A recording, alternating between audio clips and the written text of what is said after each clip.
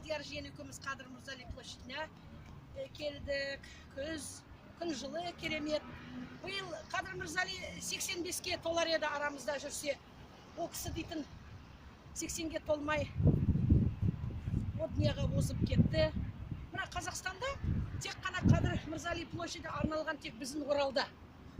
Себебі ол Жымпитаның адамы, туып өскен жері Жымпита. Жетім өсті, о кісі әкесі соғыстан келген жоқ. Міне виде юрты, көріп тұрсыз ғой, виде юрты көрсетіңіз, виде юрты. Мына сооружение, ішінде библиотека бар, кабинеты для кружков, для развития детей ғой, енді концертный зал бар. Міне ескерткіш. Қараңызшы, қандай керемет ғимарат, міне памятник. Бұл кісі дейтін көзі бойлы, сондайда адам болған. Әдемі прическасын өзін қараңызшы, қандай светская прическа. Мына қазір фамилиясын ұмытып тұрмын. Северный Казахстанда бір немецкий писатель бар. Сол көріп айтатын көрінеді. Мен емес, сіз неміс сияқтысыз ғой деп. Он имел в виду не внешние данные, да, и внешне он был таким светским человеком, а бірақ-та пунктуальность, его вот эта точность в работе, честность в общении, сондай керемет болған мінезі. Бір досын кабинетіне шақырып, досы дейтін қалып қойыпты 3 минутқа. Сосын айтады дейді, неге кешігесің? Сонда ол айтады дейді, Қадыр Мырза, тек қана 3 минутқа кешіктім ғой деп. Сонда Қадыр Мырзали айтады, сіз 3 минутқа кешікпедіңіз, сіз дейтін 180 секундқа кешіктіңіз ғой дейді. Мен секундпен өмір сүремін деп сондай әңгіме айтады. Я Қадыр Мырзалиді мына жақтың бәрін көрсетіңіз. Мына Қадыр Мырзалидің площади қазір керемет. Біздің қазақтың даласы сияқты ашық, кең, халық осы жерде демалғанды жақсы көреді. Қадыр Мырзали енді біздің современник. Ол дейтін оның әндері, оның да өлеңдері, әндері қазір дейтін халық арасында керемет айтылып жүр. Ең кемі де қайда жүрсем атамекен, көкемді жатады екен. Өзі ұясына кірмай оны батады екен. Осы өлеңді сөзін жазған Қадыр Мырзали, әні музыкасы Ескендір Хасанғалиевтікі. Енді екеуі де олар земляк болғасын. Бір күні Ескендір Хасанғалиев айтады дейді, әр енді писатели, композиторы өз елін, өзінің облысын мақтап жатыр, Каспий болсын, Өскемендер болсын, біз де өзіміздің Оралымызға, жайығымызға бір керемет ән шығарайық. Менде музыкасы әзір, сен сөзін жаз деп. Сосын Қадыр Мырзали дейтін сөзін жазып айтады дейді. Қалай ол Жымпитым, менің Жымпитым десем де бір түрлі, сіз Қаратөбеден Қаратөбедеуге де бір түрлі. Ол кісі никогда бөлмеген облыстан Қазақстанды. Ол тек бір халық, бір ел, бір Қазақстан деп әңгіме қылған ғой. Сонда дейтін ол атамекен деп айтады. Сонда халық дейтін бір ай айтады, біздің ел болса бір ай айтады, 1-2 жыл айтады да мұтылады ғой. Одан да атамекен дейік деп. Содан енді қазір атамекен деген ән гимн болып кетті ғой қазақ арасында. Балабақшадан бастап жоғары үлкен кісілерге шейін осы әнді, өлеңді біледі, жатқа біледі жәнәта. Ол Ескендір Хасанғалиев екеуі керемет көп жыл бірге жұмыс жасады. Тағы да Қадыр Мырзали дейтін Нұрғиса Тілендиевпен көрші отырған, көрші болған.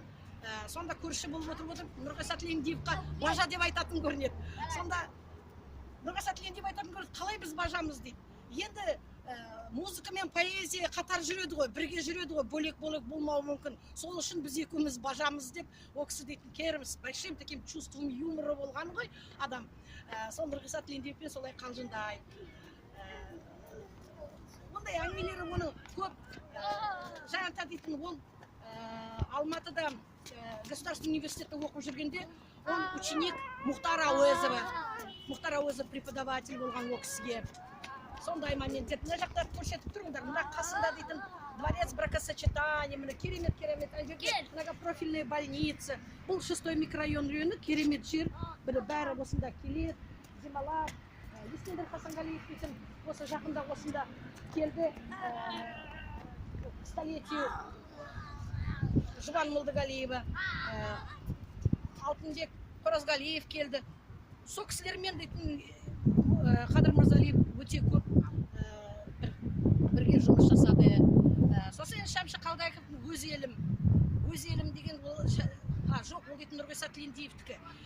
Ол Нұрғиса Тілендиевтің өз елім менің өз елім, бұл тоже ән бар ғой. Оның да сөзін Қадыр Мырзали жазды, музыкасын Нұрғиса Тілендиев. Бажа деген сол кісі екеуі дейтін бірге бір музыка өз елім деп шығарды. Ол да бір керемет қазақтың гимндай болып сондай орын алды қазақ ел арасында. Енді дейтін Шамши Қалдаяқовпен олар дейтін Таңғы сұлу деген сөзін ұмытып тұрмын, сіз білсеңіз айтыңыз. Таңғы сұлу бір ұмытып қалдым соның музыкасын.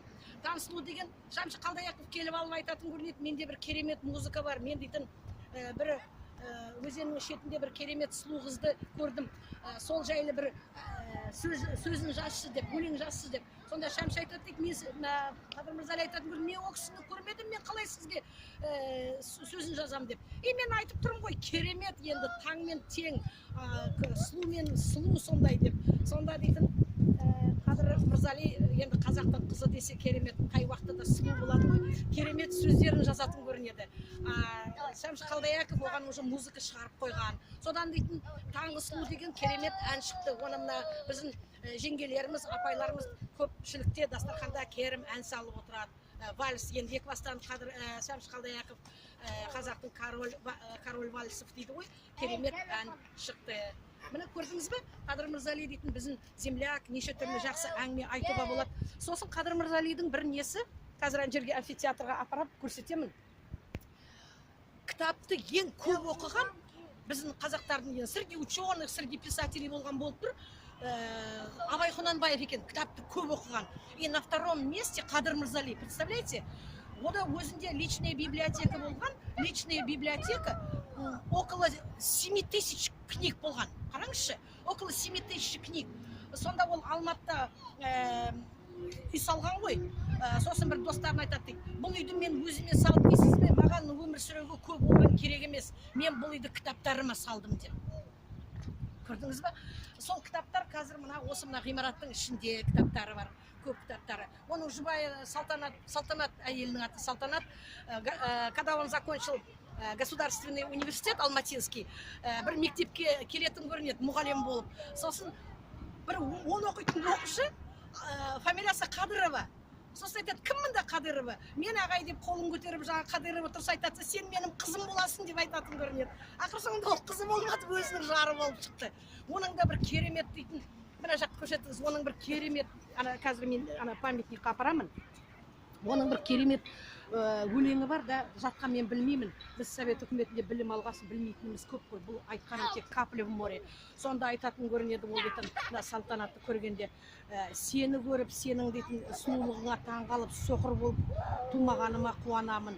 Сенің даусыңды естіп, саңырау болып тумағаныңа қуанамын. Тағы там арғарай көп сөздері. Сені көріп,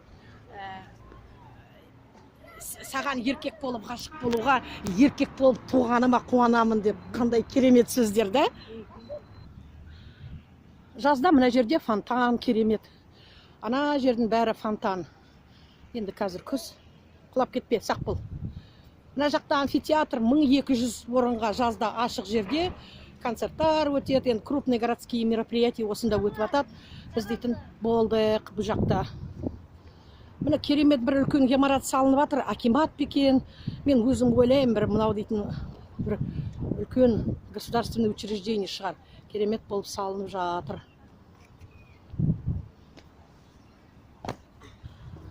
Осылай ана жерге шейін жүре бересіңіз. Ана жерде футбольный поле бар, баскетбольный поле.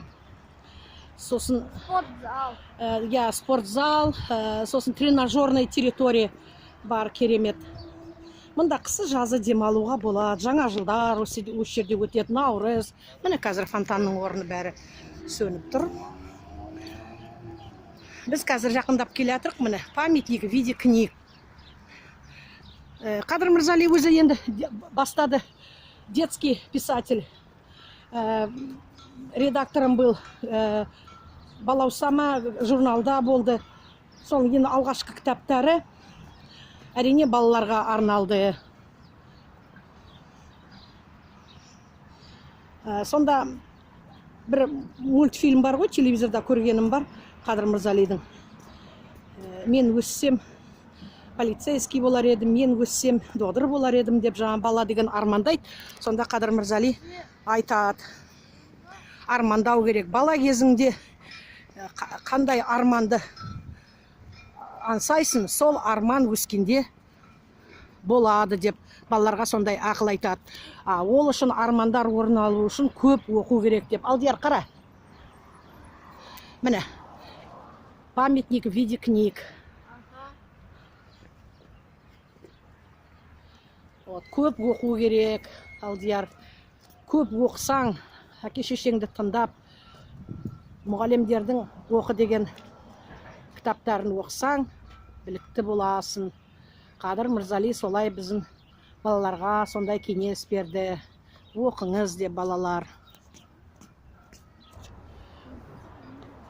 Мынаны көргенде енді не в обиду будет сказано, маған бүлтіл әлгі Александрийский столб сияқты осы керемет сооружение. Қадыр Мырзали дейтін парламентта жұмыс жасады, депутат болып сайланыс, бірақ та дейтін ол осы бүкіл жұмыстан бас тартты. Себебі өзі айтады причинасын. Мен кітап жазуға уақытым болмай қалады. Бұл жұмыс, парламентский жұмыс, депутат маған керек емес деп. Сондай адам болған. Сонда ол енді көп уақытын кітапқа арнаған. Жаңа айтып тұрмын ғой, Абайдың артынан тек қана Қадыр Мырзали ең көп кітап оқитын адам. Енді оны 20 том кітабы шығып атыр ғой, 18 томы при его жизни шыққан, 2 томы әлде де ашылмады, шықпады. Қайда барамыз, ана тренажерный жаққа ма? Қадыр Мырзалидің бір өлеңі бар жақсы. Адам туылғанда жылап туады, кеткенде жылатады деген. Енді дословно не помню. Сол тоже өлеңі маған өте ұнайды. Бұл дүнияға келгенде жылап келеді, я кеткенде жылатады деген. Ортасында тоже керемет сөз бар, но оно связано уже с сегодняшней. Вообще адамның өмірі, адамның неше түрлі қиыншылық болады, соның бәрін көтереді. Өлеңі керемет жақсы, мен енді содержаниесін білем, бірақ та жеткізе алмай тұрмын. Балаларға арналған площадка, жаңа айттым ғой. Мұнда қысы жазы балалар демалуға келеді. Үлкені де кішісі де мұнда дейтін керемет уақыт өткізеді. Күн бүгін керемет, күннің көзі жарқырап тұр, жылы. Күз болса да бүгін нешінші, 2 ноябрь.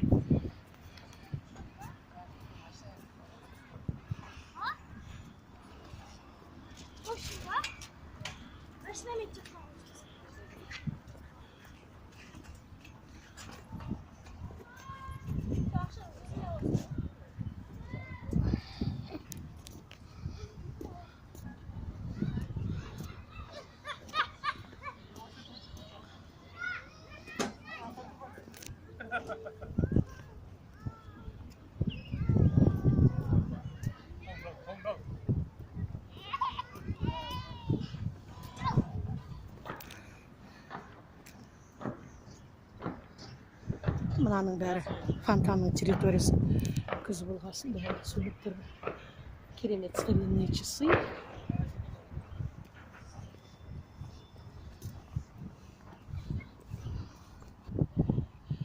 Мына тренажерная площадка.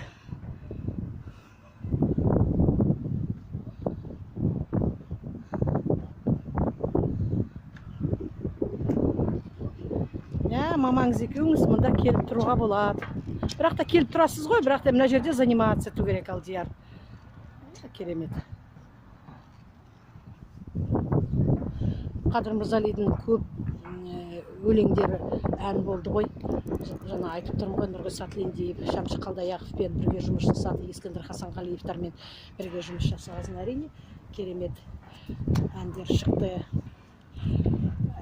Мен на телевизорда часто естимін әлгі сыған серенадысы да, қандай керемет сыған серенадысы, керемет ән. Сосын домбыра, нағыз қазақ қазақ емес, нағыз қазақ домбыра, қандай керемет сөздер. Сосын айтыптым ғой, у него большое было чувство юмора. Бір солардың осы жақтан, батыстан анда барған мекен, бөтен жаққа бір қыз барып, сонда бір таныс айтатын көрінеді. Ай, Қадыр аға, одаққа шақырмайсыз ба? Біз құда болдық қой деп. Сонда Қадыр ағамыз айтатын көрінеді. Қазақ айтады, құдалық 1000 жылды, әлі 999 жыл бар ғой, шақырармын деп солай жауап берген. Көрдіңіз бе, қалай сөз тауып тұр. Ары қарай 7-й микрорайон дейді, 9-й микрорайон дейді. Бұл жақ қазір енді керемет әдемі болып жатыр ғой. Жаңа айтқан ғимарат салынып жатыр, ғимарат керемет үлкен стройка жүріп жатыр.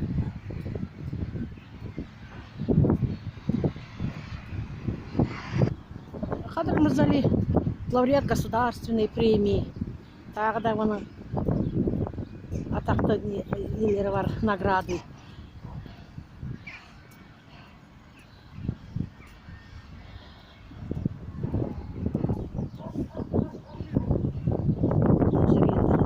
Жаңа салынып жатыр, білем. Каменные слоны, змеи, дракон, тигр ана жерде, да?